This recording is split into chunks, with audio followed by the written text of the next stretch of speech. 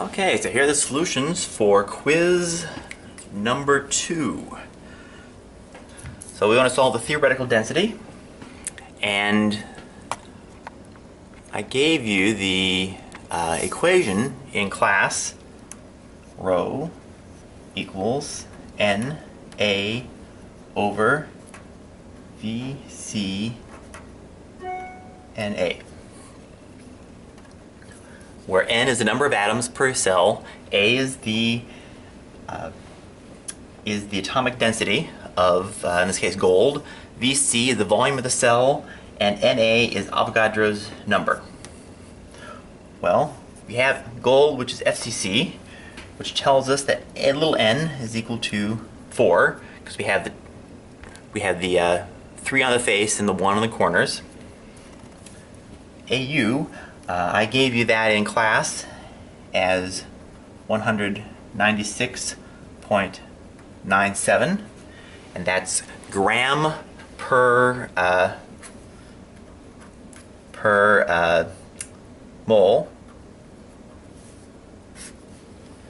The VC, in this case, we don't know the lattice parameter, but we know the atomic radius, and we know that in an FCC crystal,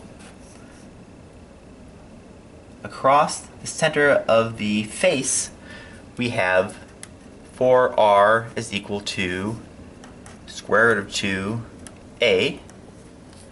So putting A cubed in for the volume, we actually have 4 over square root of 2 times R, which is 175 picometers, and 1 picometer is 1 times 10 to the minus 12. So that's times 10 to the minus 12 meters.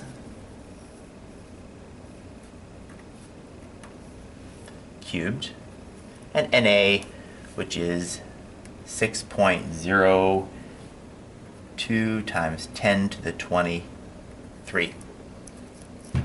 So putting those into our calculator, we wind up with a theoretical density of 1.079 times 10 to the 7 gram per meter cubed.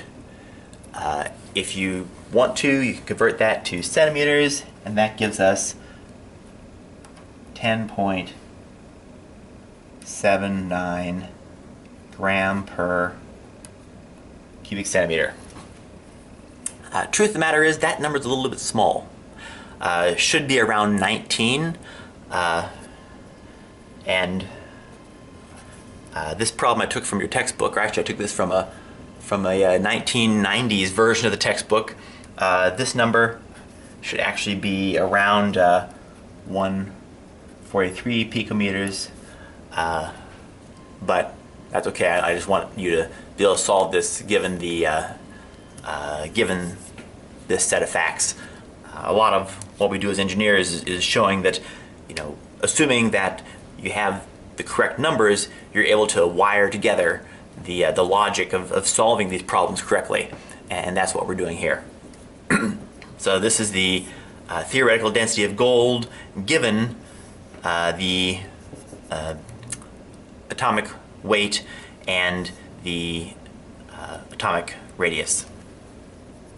So next we want to look at these problems drawing in directions. So to do that, remember when we were reading directions, what we did was we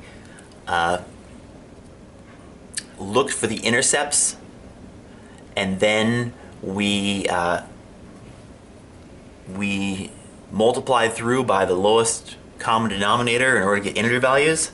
Well, in this case, going backwards, we want to do the opposite, right? Instead of having 3, 3, 1, we want 3 numbers that are less than. We want 3 numbers that are less than 1. So if we divide through,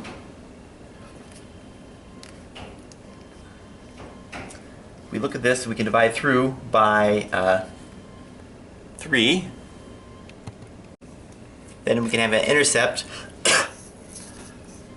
of 1, 1, 1/3. So if we take this as the origin, we have 1 in the x direction, we have 1 in the y direction, and we have 1/3 in the z. So 1 by 1 by 1/3. So that would be our 3, 3, 1 direction.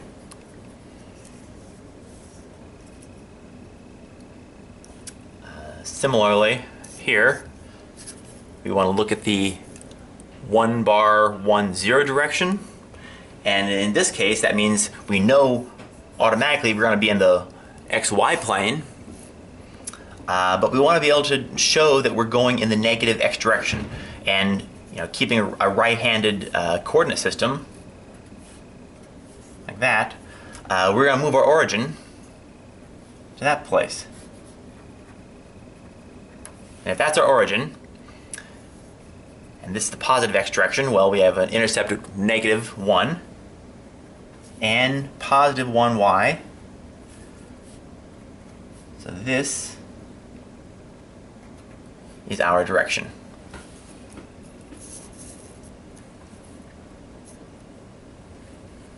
Okay. Now, moving into identifying the planes. Remember, the way we do this is we look for the place where the plane intercepts the axis, and then we take the inverse. So this intercepts A at A, this intercepts B at B, and intercepts C at 1/2. So that's 1, 1, 1/2. Taking the inverse of that gives us 1, 1, 2. So this plane is 1, 1, 2. For this one, we can't place our origin at the on the plane, so we're going to define that as our origin. And now that's our positive x, positive y, positive z. So it intercepts the x-axis at positive a, 1. It intercepts the y-axis at infinity, and it intercepts the c-axis at -c, -1. So we have 1, infinity, -1. If we invert that, we get 1, 0, 1 bar. So our plane is 1, 0, 1 bar. It's worth noting that this plane could also have been identified with the numbers reversed, or I should say with the signs reversed. For example, if I had identified this as my origin instead, and I said this was my positive x, positive y, positive z, well, if I'd done that, then my solution would say that I'm intercepting at the -1, infinity, +1, which would give me 1 bar, 0, 1. So the interesting thing here is that this plane actually represents, this picture of this plane actually represents both of these index. And the way that you can think about it from what you remember from your